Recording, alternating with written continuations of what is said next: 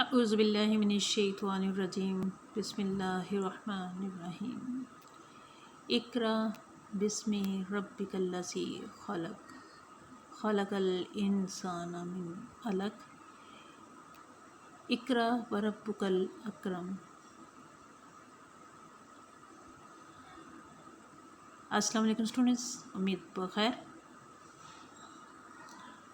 आज हम जमात दहम के हवाले से उर्दू क़वाइद इंशा के हिस्सा मज़मून निगारी की तरफ कदम बढ़ाएंगे।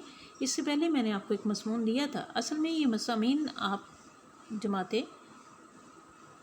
हश्तम में और नहम में कर चुके हैं, लेकिन इस वक्त क्यों दी जा रही हैं? ताकि आप इसको दोहरा सकें।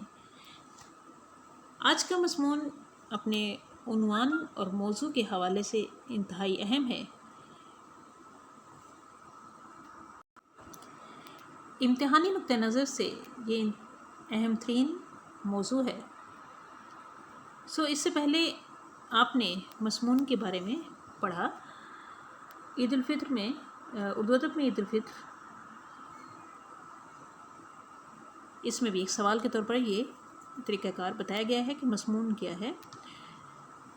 मज़मून लिखने के कुछ असूल हैं, वो क्या हैं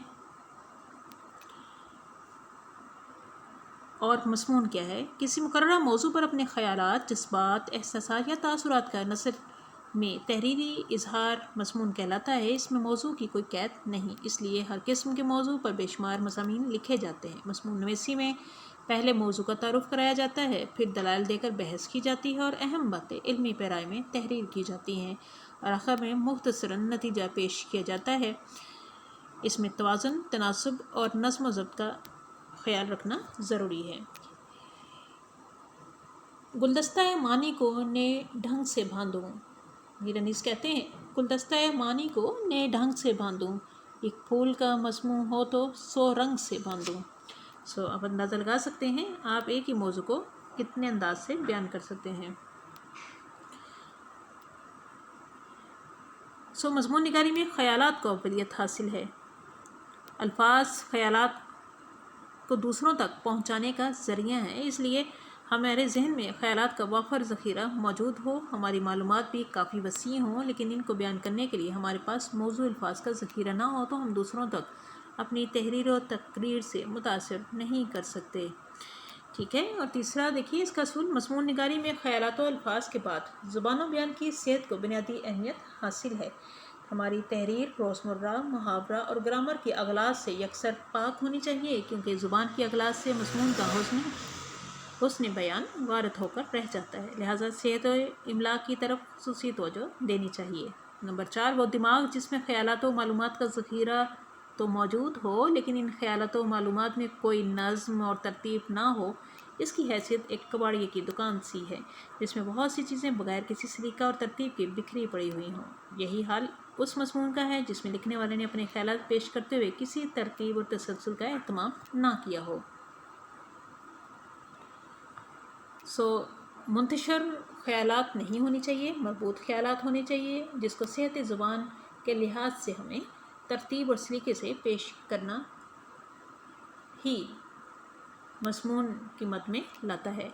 आम हिदायत क्या हैं? मज़मून लिखने से पहले दिए हुए मौजू के तमाम पहलुओं पर गौर करने के बाद हर किस्म के ज़रूरी ख़यालात को एक ख़ास तरतीब से जहन में जमा कर लें, फिर इसी ज़हनी तरतीब के मुताबिक इत्मीनान से मज़मून लिखना शुरू कर दें। कमरे इम्तिहान में जब पर्चा आपके सामने आए तो जो मज़मून लिखना है इसका पहले फ़ैसला कर लें। बेशक इसे लिखें, बाद में इसका फ़ायदा ये होगा कि आपको पहले फ़ैसला करने से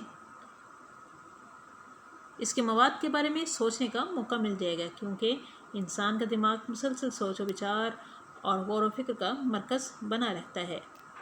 क्योंकि 3 आपको उन्वानात आते हैं, तीनों में से एक करना होता है। पहले से इसका फ़ैसला कर लें। मज़मून की तरतीब का ख़ास ख्याल रखें। आगे की बात पीछे और पीछे की बात आगे लिख देने से मज़मून बेरब्त हो जाता है।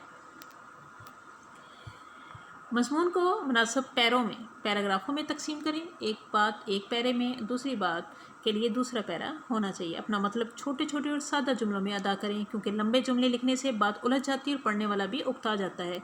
अपने मज़मून में कोई गलत वाक़या या गलत बात हरगिज़ न लिखें। हमेशा सही बातों اور سادہ اور آسان زبان میں تحریر کرنے کی کوشش کریں۔ اپنے مضمون میں ایک بات کو بار بار نہ دہرائیں۔ ایک ہی قسم کے خیالات الفاظ سے مضمون بد مزہ اور پھیکا ہو جاتا ہے۔ جو کچھ لکھیں سوچ سمجھ کر لکھیں تاکہ مضمون میں زیادہ کانٹ چھانٹ کرنے کی ضرورت نہ پڑے۔ اگر کوئی لفظ یا جملہ مجبوراً کاٹنا پڑے تو اس پر ایک لکیر کھینچ دیں، یعنی کہ اس کو کالا کرنے کی کوئی ضرورت نہیں ہے۔ مضمون میں موقع محل کے مطابق قرآن مجید کی آیات، احادیث یا ان کا ترجمہ، اقوال و اشعار استعمال کریں۔ جو حوالہ دینا ہو اسے الگ اور نمایاں کر کے لکھیں۔ جہاں تک ممکن ہو اپنے مضمون کو نہایت صاف خوش خط لکھیں، کیونکہ خوش خطی اور صفائی سے مضمون کی خوبی بڑھ جاتی ہے۔ مضمون ختم کر لینے کے بعد اسے ایک بار پڑھنے کی ضرور وقت نکالیں تاکہ املا اور زبان کی چھوٹی موٹی غلطیوں کی اصلاح ہو سکے۔ اس لحاظ سے اسٹوڈنٹس آپ کے سامنے جو مضمون نگاری میں آج آپ کو مضمون دیا جا رہا ہے وہ ہے محنت کی برکتیں۔ اسٹوڈنٹس اس کی جو اس کا ہم خاکہ تیار کریں گے وہ یہ ہوگا کہ زندگی جد و جہد کا نام ہے۔ نمبر 2، اس میں عزم کیا ہے؟ محنت ہے۔ محنت میں عظمت ہے۔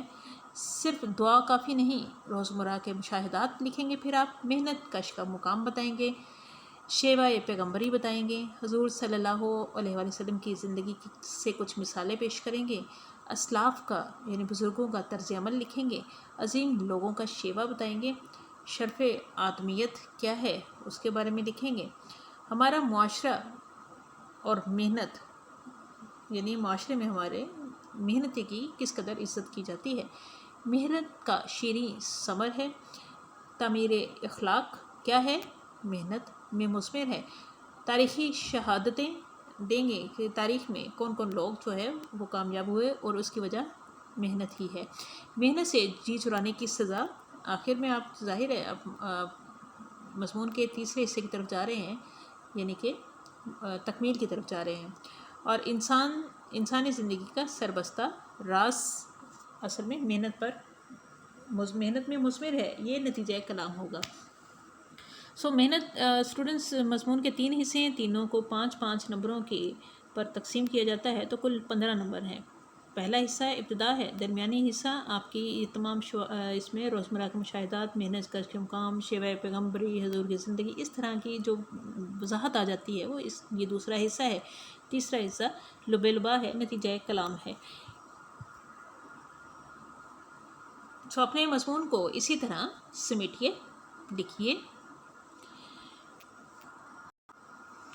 اسٹوڈنٹس ایک مضمون آپ کے سامنے ہے، آپ کو ہمیشہ اس کہا جاتا ہے کہ مختلف مضامین پڑھیں اور وہاں سے چیدہ آپ نکات لے کر اپنے مضمون کو ترتیب دیں۔ اس میں سے بھی آپ اسی طرح انتخاب کریں گے اور خود مضمون لکھیں گے۔ کچھ پوائنٹس میں اس میں سے بتاتی چلی جاؤں گی، مزید آپ پڑھتے چلے جائیے گا۔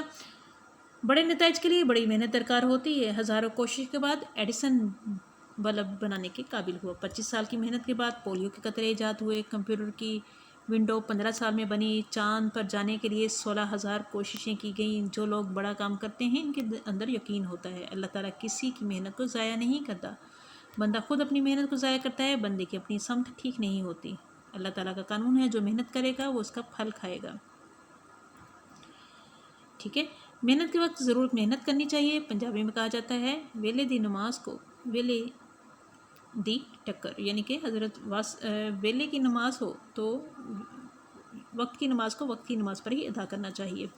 یہ آپ ترجمہ بھی ساتھ لکھیں گے۔ حضرت واصف علی واصف فرماتے ہیں، وہ لوگ جنہوں نے اپنی جوانی میں اپنے بڑھاپے کی فکر کی، ان کو بڑھاپے میں حسرتوں کا سامنا نہیں کرنا پڑتا۔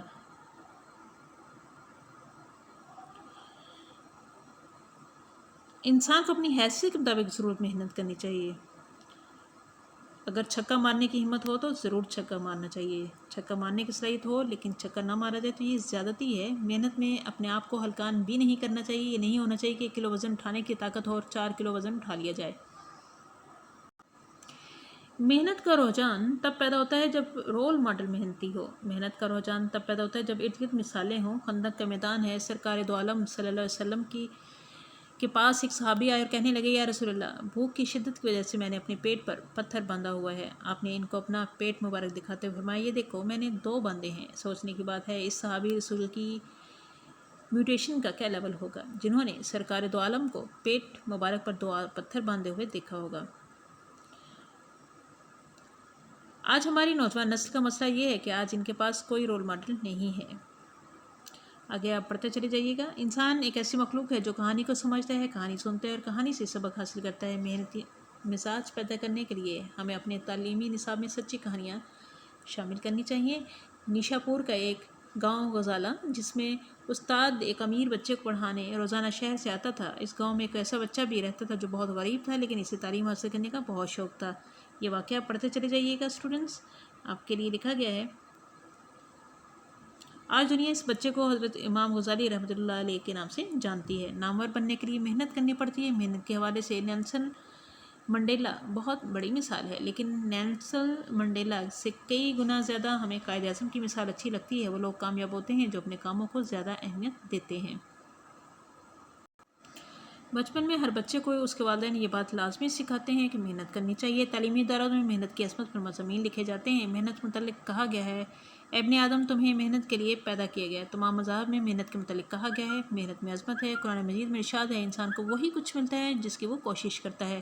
آج دنیا میں جتنی بھی ترقی ہوئی ہے یہ محنت کا ہی نتیجہ ہے۔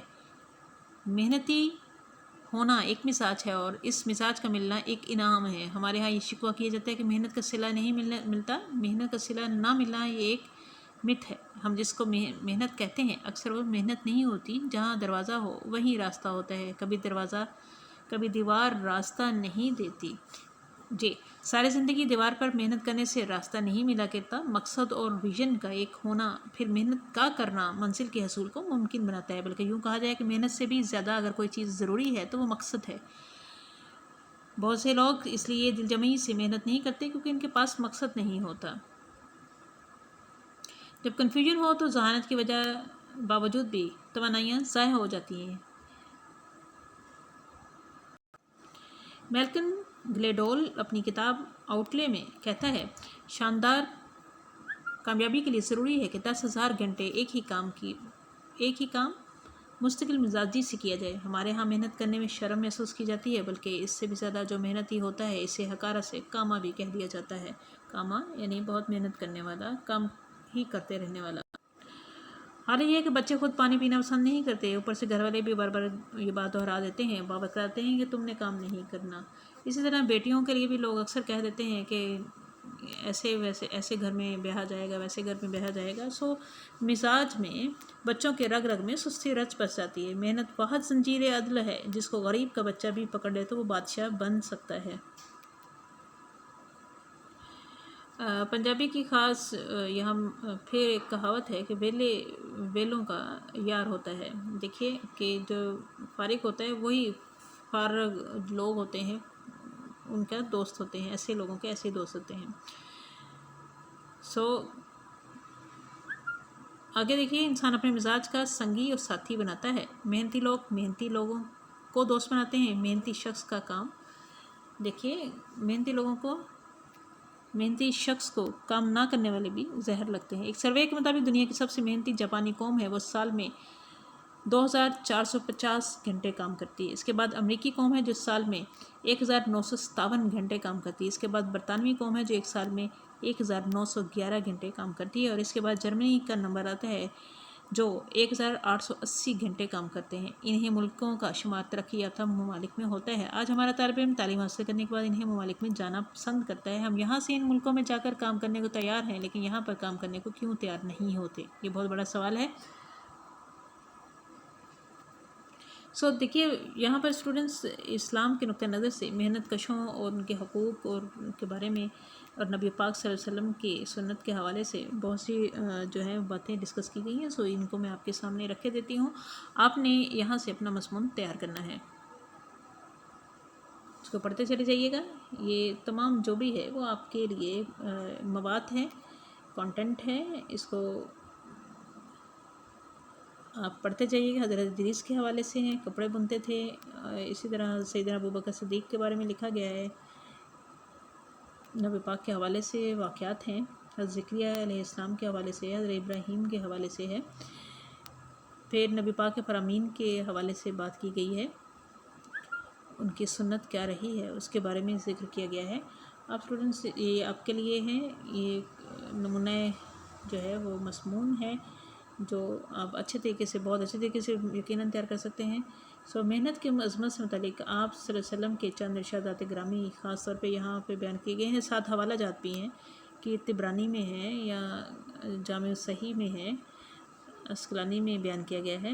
اسلامی تعلیمات کی روشنی میں یہ بات واضح ہے کہ جاں فشانی، محنت و مشقت سے یہ کوشش کے بغیر کوئی بھی کامیابی حاصل نہیں کی جا سکتی۔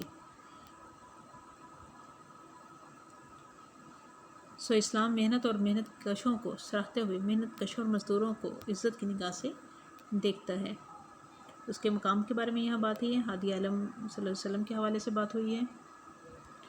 حوالہ جات ہیں اسٹوڈنٹس، حوالہ جات کو اچھے طریقے سے آپ یاد کرتے چلے جائے گا۔ یہاں اسکندر اعظم کا باپ یونان کی ایک چھوٹی سی ریاست مقدونیہ کا حکمران تھا، لیکن اسکندر اعظم نے بڑا نام پا کر شہرت عام اور بقائے دوام حاصل کر لی۔ اس نے تقریباً آدھی دنیا کو فتح کیا۔ حقیقت میں سکندر اعظم کی عظمت اس کے استاد اور وزیر ارسطو کے مرہون منت ہے۔ سکندر اعظم خود کہا کرتا تھا کہ میرا باپ مجھے آسمان سے دنیا پر لایا، لیکن میرے استاد نے مجھے دنیا سے آسمان پر پہنچا دیا۔ یہ خاص ان کے الفاظ کے حوالے سے، علامہ اقبال کے حوالے سے یہاں ذکر ہے۔ اور کسی مفکر کا خیال ہے کہ خدائے رازق ہر پرندے کو خوراک دیتا ہے، لیکن اس کے گھونسلے میں نہیں پھینکتا۔ بے محنت پہ ہم کوئی جوہر نہیں کھلتا، روشن شرر تیشہ سے ہے خانہ فرہاد۔ مزید حوالہ جات آپ کے سامنے ہیں اسٹوڈنٹس، اس کو آپ لکھتے چلے جائیں گے۔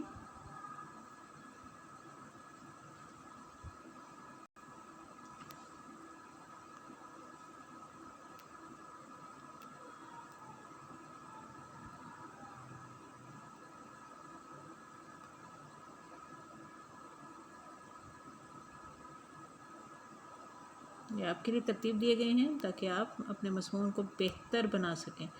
کوشش کیجئے گا بہت اچھا مضمون لکھیں آپ، کیونکہ یہ اہم عنوانات میں سے ایک عنوان ہے۔